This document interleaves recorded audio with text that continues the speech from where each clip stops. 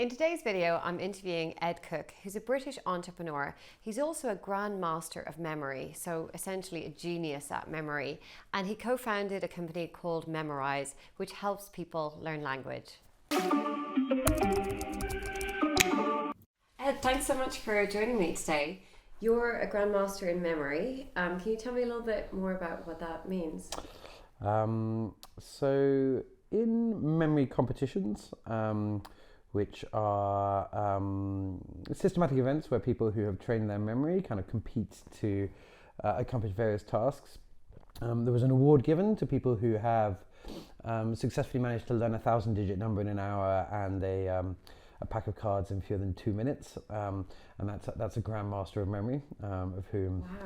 yeah, there are about 100 in the world. Amazing. How did you get so good at memory? So I was always interested, for example, as a teenager, in in how the mind works. I always had a strong sense of the kind of the dynamics of my thought and imagination. I was quite kind of fascinated by how the mind worked. And when I was 18, just after leaving school, I wound up in hospital in Oxford with a condition called post-viral arthritis, which fortunately passed. But it was basically a kind of viral infection which led to all my joints swelling up. So anyway, well, unpleasant at the time, but I basically wound up in bed for several months. And I was in this arthritis ward in a hospital in Oxford. And at this point in time after school, my friends were kind of doing exciting things like, motorbiking around India and having a good time. And I was like, I really must make some use of this opportunity, this space of time where I've got nothing else to do. And partly because I was surrounded by other kind of arthritis patients, many of whom were in their 80s and would have basically the same conversations on a daily basis. So I would explain to someone, what goes on in your life? I say, I like cricket, blah, blah, blah. And then the next day we'd kind of have the same conversation, and it kind of tuned me in to the importance of memory, not just in sort of, having facts in your brain, but also in having an interesting life. And so I decided to train myself up in memory techniques. So I got a few books, one of which was by a guy called Dominic O'Brien, who was at that point the 7 times world memory champion. Fascinating character who I would subsequently meet at memory tournaments. And anyway, so I got these books and I began training myself up. And, as we'll kind of probably cover later, one of the wonderful things about memory techniques is that one can learn them fairly fast. They recruit aspects of one's mind, which we all share. Everyone has a gift for remembering spaces and for remembering things which cause emotions and so on. So within a couple of months, I was already quite accomplished, and I was impressing the nurses by memorizing packs of cards and so on. And then and that was how it all began. Amazing. Can you tell me more about some of these techniques? One way of understanding memory techniques, of which there are quite a range, and we can go into some of the details in a second, but is that we remember anything that's worth remembering. And not everything is worth remembering. So random combinations of data, like for example, you see a leaf on the ground and there's a tennis ball like 2 meters top right sort of thing. This is a kind of combination of features which may not repeat. But on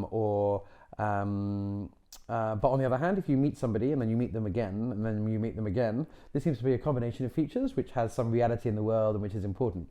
And so memory techniques as a general kind of principle amplify the meaningfulness of the things that you experience in order that you're almost kind of signaling to yourself, this is worth remembering.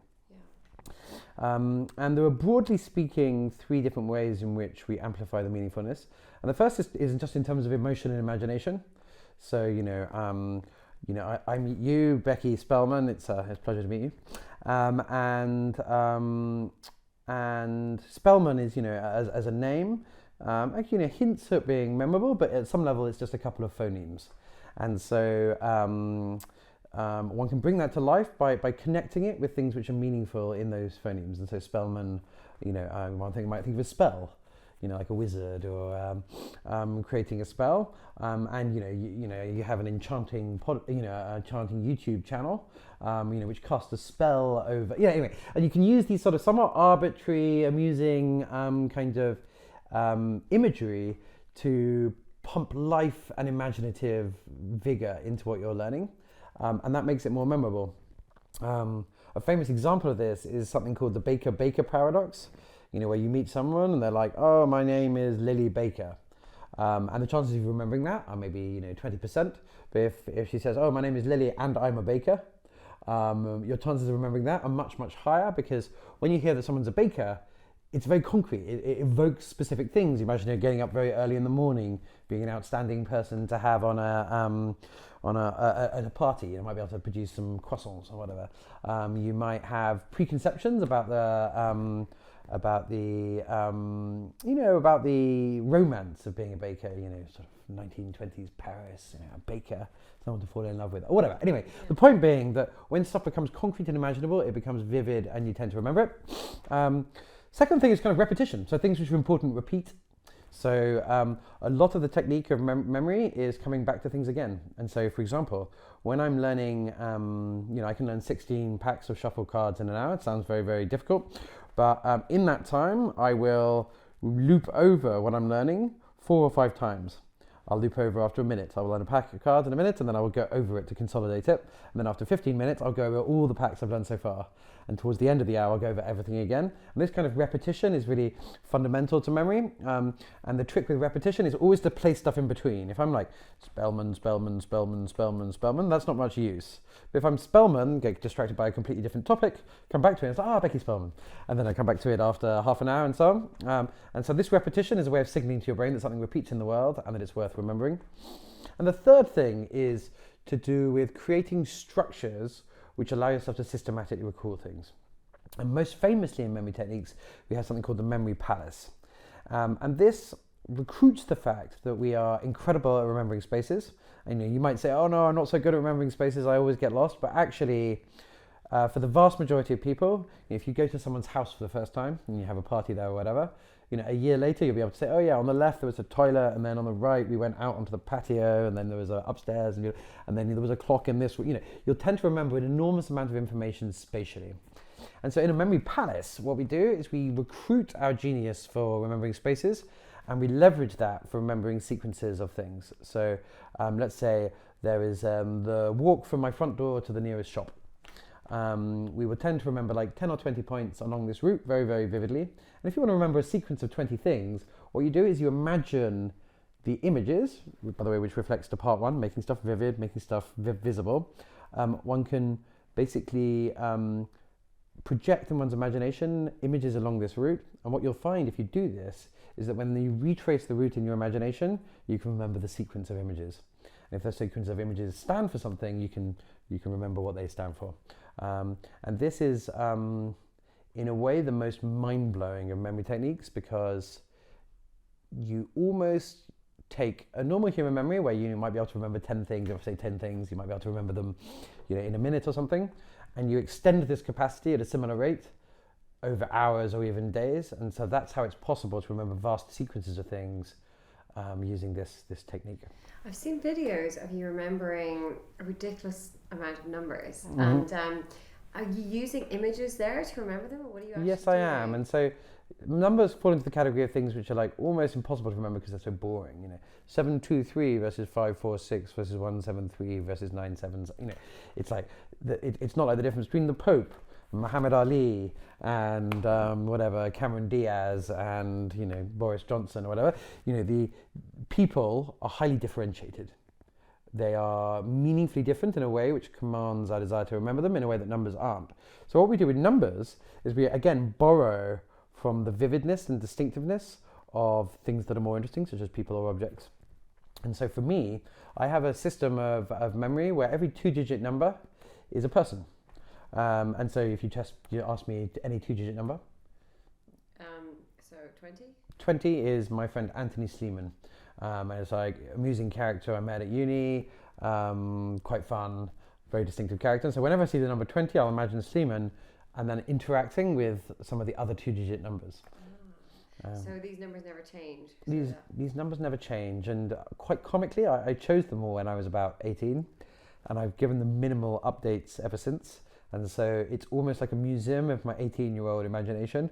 And so it's full of sort of outdated pop stars and teenage fascinations and sports people and things who no longer hold the same interest they once did, but they're sort of etched into this private mental vocabulary of images. And for anyone watching, it's a very enjoyable process to take all the numbers between 0, 0 and 99 and then just select somebody to stand for all these people. And, you might go, to find them, you might be like, oh, it's like a date. So 76, what was happening in 1976? Who was my favorite pop star from that era or whatever?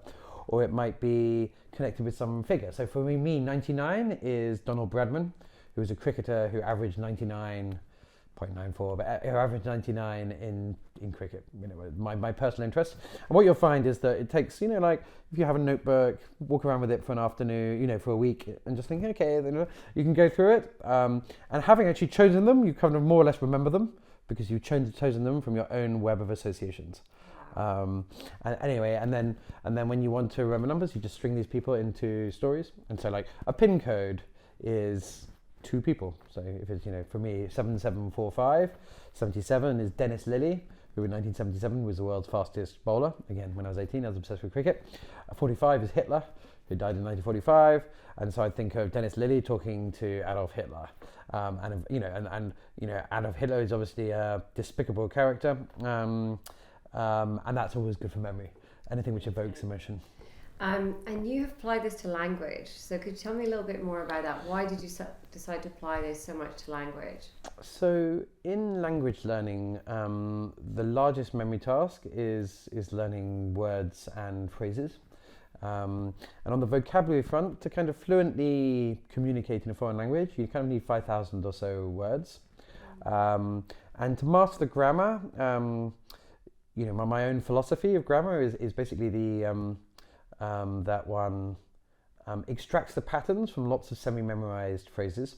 So you can learn rules and stuff, but actually the intuitive craft of producing sentences more often derives its that ability from having learned a lot of phrases. And so if you and looking at it that way, the mastery of a language, or at least being up and running enough to put yourself in the context where you can master the language, is really like the memorization of 5,000 or so words and phrases. And words, like we talked about Spelman, words in a foreign language are equally elusive to the memory. It's just a phoneme, right? And to bake that in, you want to experience rich imagery. You want to sort of make it a target for your imagination and learning. And you want lots of repetition. And you want lots of testing, which is like the active practice of using the thing. So I founded a company called Memrise, which is a language learning app, which now has almost 60 million users, which basically put all of these memory techniques, which I'd learned to do in my brain, into a system that anybody can use. And I'm basically it's a bit of fun. You go dur, dur, dur, dur, dur, dur, and it's just like piping words into your brain, piping phrases into your brain. And then, after a few months of practice, you've basically got quite good chat in a foreign language. Wow. So it really accelerates the learning process for people. Amazing. How can I apply some of these techniques to my everyday life? So thank you for this question, which is actually a favourite of mine, because while I greatly admire the underlying cognitive craft of memorising vast amounts of information, it's kind of private and selfish and inside your own head. But the same principles of cognition can be applied to lots of different aspects of everyday life. And if you think for a second, somewhat philosophically, the meaning of life is closely tied to the structure of autobiographical memory. So, I think it's a question that students pose themselves. If I have an amazing time, but I was so drunk that the next day I can't remember what happened, have I had a good time? And we might say, well, I still remember a very positive feeling, and that has some kind of nourishing role in the structure of my life. But basically, the amount one remembers is closely correlated to the meaningfulness of one's life, especially if one is remembering as meaningful situations. All of which acts as precursor to a few techniques which I found helpful for applying these techniques to everyday life. And one is a little sort of habit which overlaps with journaling, which is just at the end of a day or the end of the week, is to kind of review your week and just think, okay, who did I meet this week? What were my pleasurable moments? What were my moments of gratitude? How would I summarize this week? And so on and so forth. And this process basically takes lots of memories which might otherwise fizzle out and die and get merged into the general murk of intuitive experience, and brings them out and makes them surface and makes them thematized and consolidates them. And so that's a lovely practice. Then if we to apply the memory palace, and I didn't go into this earlier, but like what memory palaces do is they basically give a distinctive context for different experiences. And so, on that sequence, I'm going from my home to the post office or what have you, I don't get confused between my door and then 500 meters up the street where there is a post box. They're very, very distinct in my mind. And so when things are distinct, they don't merge together. And when things merge together, they become more like a concept and less like a specific experience. For example, like, you've seen a million leaves in your life, they're kind of categorized as leaf, and you kind of just, okay, it's a leaf. You don't necessarily think of each leaf as unique, but with our own experiences, we do want to think of our own experiences as unique. And so what one can do is one can apply the concept of a memory palace to how one has fun. And this can apply to holidays, it can apply to parties, and it could apply to one's everyday routine. And so for holidays, I'm always a huge fan of like extra chapters. So you're in a situation and you might be having an amazing time in a bar, magnificent conversations, beautiful people, fun, music, etc. But almost always it's better to refresh context and go to a new place, because the memories will be in a distinctive space, and that will create, when one comes to recalling it, a richer tapestry of experience. Same thing goes for parties. If one is having a party or hosting a party, it's often good to impose chapters upon the party.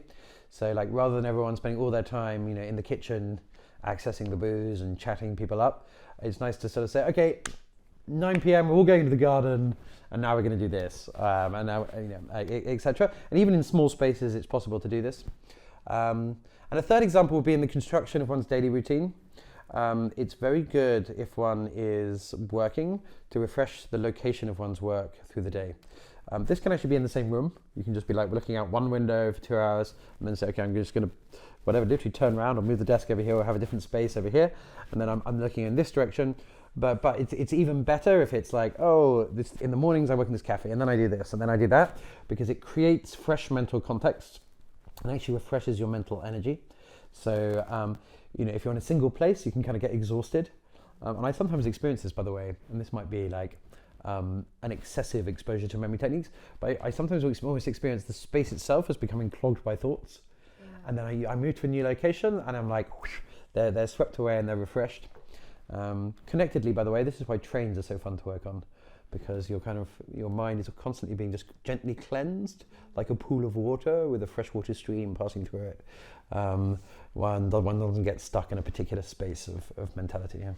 Why is it that some people seem to have this amazing ability to recall a lot of events from their life, quite good long-term memory, but they may have really poor short-term memory?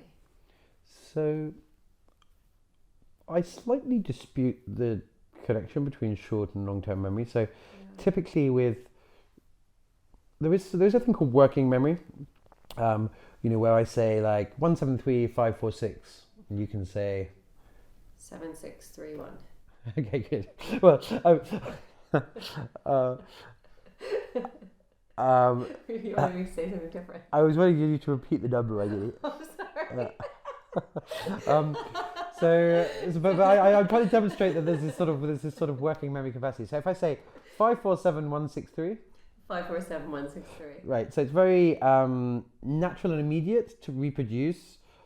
Basically, there's a famous paper 7 plus or minus 2, but that's roughly the kind of the buffer zone of the brain, which is what I like in school.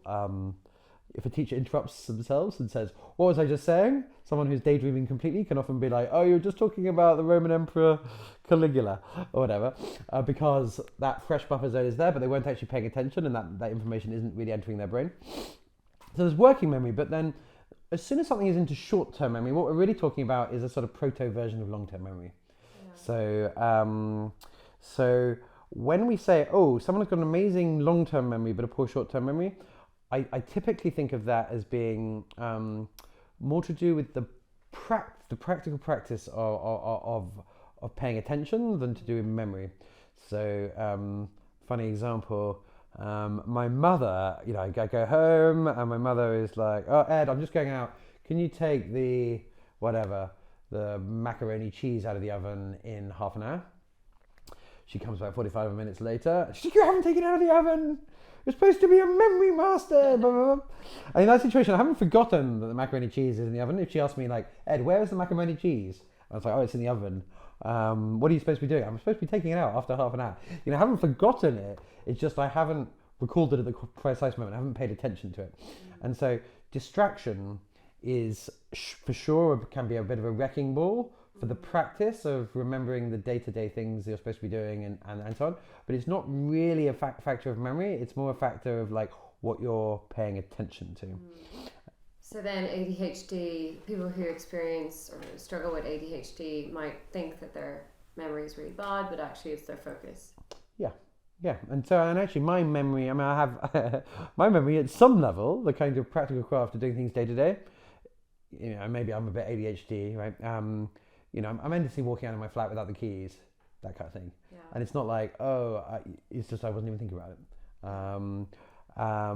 And so, there are things one can do for this. And by the way, that thing I mentioned earlier, the craft of having rituals or processes in your life where you systematically recall stuff, is powerful for that. What about misconceptions about memory? So when someone says, "Oh, I've got a photographic memory," is that accurate? Yeah, well, this is I think the most damaging misconception about memory, because I remember being intimidated when I was younger, at tales of photographic memory, because you're like, oh wow, some people are just like click, and then they remember it all. It just seems so alien to how we experience our own memories. And it is alien because no one has a photographic memory at all. In fact, no one has photographic perception. I actually studied with a guy who discovered something called change blindness, which roughly speaking shows that you can take a scene and then when someone blinks, you can change huge aspects of that scene. And they won't notice like a church moving 50 meters or the color of the wallpaper changing or like radical things about the scene. Because we don't perceive the world photographically. We have high level resolution in the fovea, in the center of our eye, but actually everything else is relatively a blur. But we know that if, for example, this plant, if you were to have tested me and said, okay, Ed, memory guy, let's have a look at this, let's redraw this plant. I was vaguely aware we had some of these sort of, browny, not quite flower stuff here. I might have got the color, but I would be able to reproduce maybe 1,000th or even 10,000th of the detail of this plant. But if I now sit here and pay attention, I'm systematic about it. And when I'm being systematic about it, I'm actually almost verbalizing it. I'm like, okay, we've got like an explosion of this like light yellow flower thing, which I can't name because I'm a loser. Blah, blah, blah, and then I'd explicitly thematize it and I'd cast around and I'd be having thoughts about it and I'd be testing myself. And, in 20 minutes, I might be able to reproduce this flower, but that, there's no photographic memory going on there. And so when people say they've got photographic memory, normally they're referring to the spatiality of their memory. They're like, oh, in this textbook, the really interesting passage about like whenever the Jedi, there was that big yellow diagram up here, or something like that. Or they might be referring to how in their memory there's a prominence for certain visual features, like, oh, I remember what she was wearing exactly, or something like this. But whenever you look into the details of this, it's normally a combination of where people are paying attention, what they're interested in, and where they put in the work. The actual craft of moving their mind through the world. And typically, we remember basically what we're interested in, because what we're interested in determines how we move our mind. So if someone just wants to get better at remembering names, what should they do?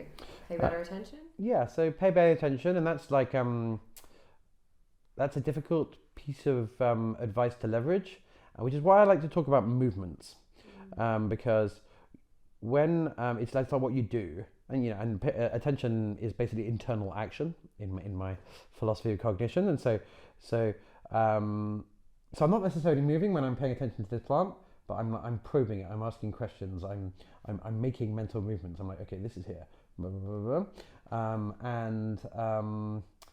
And so when one wants to learn names, it's like, okay, Becky, and someone repeats the name. Like, oh, it's so lovely to meet you, Becky. It's a pleasure. And when we're doing what I was saying earlier, which is we're taking the name, which might not be very interesting, Spelman, and when one's finding what's interesting about it by connecting it to what one already knows, and then one's repeating. Again, movements of the mind.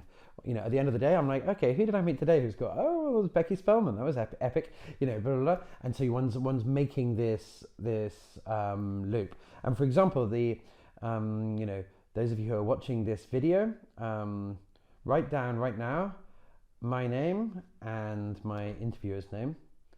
I'm willing to wager, if we could collect the stats of how well people do, that everyone will know your name by this point in time, but they might be like, oh, what was his, like how he was introduced at the beginning, because you haven't made movements to be like, oh, Ed Cooke, okay, he likes cooking things, Ed, he's got an interesting head, blah, blah, blah. Yeah, so should people be writing things down? Yeah.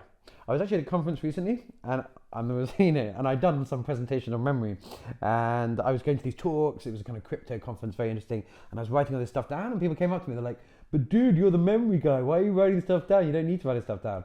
And I kind of like, the cheap answer was like, the reason I remember stuff is because I'm writing stuff down, and not because I necessarily even go back to look at what I've written down, but the act of processing stuff. And when I write stuff down, I'm not just like idly copying things, I'm trying to process it, because the quality of memory correlates with how many movements you've made, how richly you've processed it. And so I'm doing diagrams, I'm like probing it, I'm like, okay, so that is distinct from that. Okay, let's try and find 3 examples, and let's see if I can map those examples to this distinction, because the distinction isn't just an idea, it's like a process of categorization, which is a movement. Can I make that movement? Can I learn that skill? Blah, blah, blah, blah. And so I absolutely take notes. And if I'm being good about it, I will, for example, after reading a book, I'll force myself to spend half an hour and write a summary of the book. Not because the summary is going to be any good, but because in doing that, I'm like, oh yes, and there was that bit. And then, your listeners may have the experience of when you read a book twice, often the second time, there's all this other stuff you see. And that, by the way, relates a bit to change blindness, the thing I mentioned earlier, which is that the world is basically infinitely complicated, and we capture a very small portion of it. And what we do capture depends on how we process, how we move, how we engage. And so almost always, if you read a good book, read it again a month later, and probably again a year later, because you will find within it and connect to and see the significance in and construct a picture of what's being said to an ever greater degree each time you do so.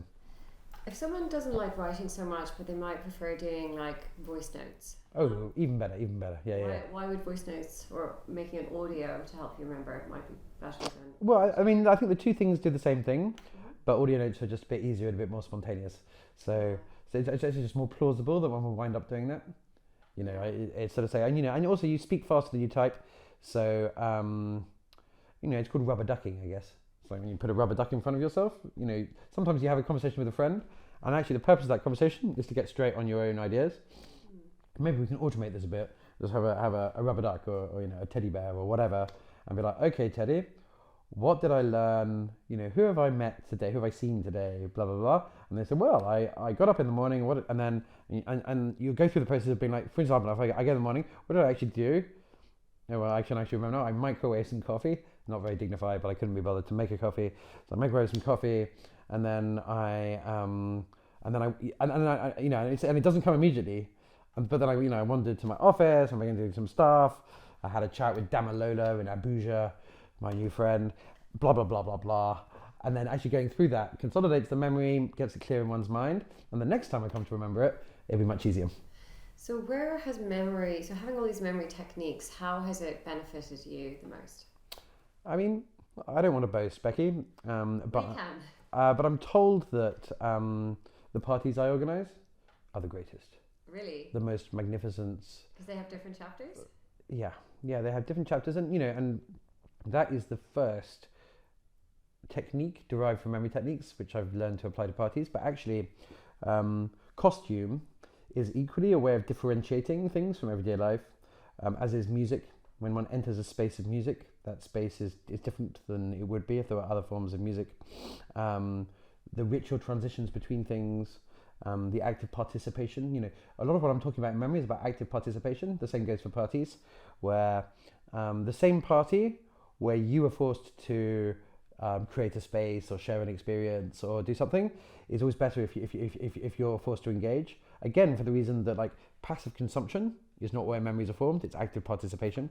And so as a result of some of my exposure to memory techniques, I organize epic parties. Wow, it's really incredible that you went from like being a memory master to actually being really amazing at organizing parties, because it sounds like the two aren't so related. But it does sound like that, but I mean, funny enough, there is a joining philosopher, so or set of philosophers, which is kind of Maurice Merleau-Ponty, and generally the phenomenologists, who kind of challenged a staple of Western philosophy, which is kind of like the separation of the world and consciousness. So we tend to be like, okay, there's a lot of stuff going on in my mind, and then there's the world. But what sort of Heidegger and Merleau-Ponty, these people kind of discovered, which, by the way, has its children in psychology. So like ecological psychology with J.J. Gibson is all about like perception, not as receiving information from the world, but like interaction with the world. And so for me, consciousness and the world are kind of a mirror of each other. You change your consciousness, you change what you perceive in the world. You change the world, you change the opportunity for your consciousness to take shape. And so actually it's very natural, the connection between like memory palaces, i.e. spaces of experience and consciousness in the mind, and festivals or parties, which are spaces of experience and consciousness in the mind, or even like urban design, or how to do a conversation, or the meaning of music, or any of these things. There were all these very fundamental cognitive principles of differentiation, of repetition, and so on, which actually apply uniformly to basically every aspect of our existence, in my view. Mistakes in memory. So someone might perceive something Yep. incorrectly, and then they make a mistake, and then they're kind of creating a false memory. Could you tell me a little bit more about how that happens and why that happens for people? Well, I mean, I suppose it begins in perception, and as we've kind of actually touched on in a few ways, perception is quite preliminary, and it's it's the world is a mirror of your mind. We don't see very much, and we thematize what we see, and it all depends on our movements and our interests and our goals. So it's very natural for someone's subjective experience of a situation to be wildly different from other people's subjective experience of a situation, which can be the beginning of false memory, or memory being just one possible interpretation or dimension of a situation, where the richness of the situation contains many reasonable, true interpretations. And of course, and so that's sort of one way false memory can begin, and then especially in situations of high emotion, we tend to, like if you imagine like a train station at night, and there's a character kind of in the shadows over there. The range of possible true situations which are consistent with that visual input are extraordinary. So one of them could be there's a murderer or rapist who is just like there and they're intending on capturing and killing me. And one of them could be that there's an amazing accordionist about to emerge onto the platform and enchant this moment. And one of them could be I'm about to have an incredible conversation with a fellow traveller. One of them could be my best friend who just anyway. So the same visual input, same objective facts might, in the actual flow of existence, correlate with many different true situations. And in a state of high emotion, for example, if you have a tendency towards which may be, by the way, a useful tendency, but if you have a tendency towards anxiety or paranoia, it might pop out to you in very, very vivid, scary terms, where to another person it might be like super chill. Part of the challenge of managing our consciousness is to not allow things that aren't there to excessively dominate one's consciousness. But there's an error in the other direction, which is, not be so complacent and cheerful that one sees all situations as sunshine and roses. Yeah. Great. Where can people get more information about Memrise and memory techniques that could be beneficial? Great. Well, thank you for asking. I mean, I think so. Memrise, Memrise, is an iOS and an Android app and a website, so you can check that out. I write a bit at ed.blog. And I'm Ted Cooke on Twitter, so and that's with an E on the end. The ed.blog, Ted Cooke on Twitter, and memrise.com. Amazing. Thank you so much, Ed. I'm fascinated by all these techniques, and you've really given me confidence that I might be able to learn language in a way that I wasn't feeling so confident about before. Epic, do it. And my only additional piece of advice would be set yourself an arbitrary deadline. By the 1st of April, you're going. What language would you like to learn? It's going to be French or Spanish. Right. I'm a bit torn at the moment. Okay. So yeah, first France, step. So maybe French. Okay, let's do French then. And so choose to learn French. So by April 1st, I'm going to be able to have a good chat with it.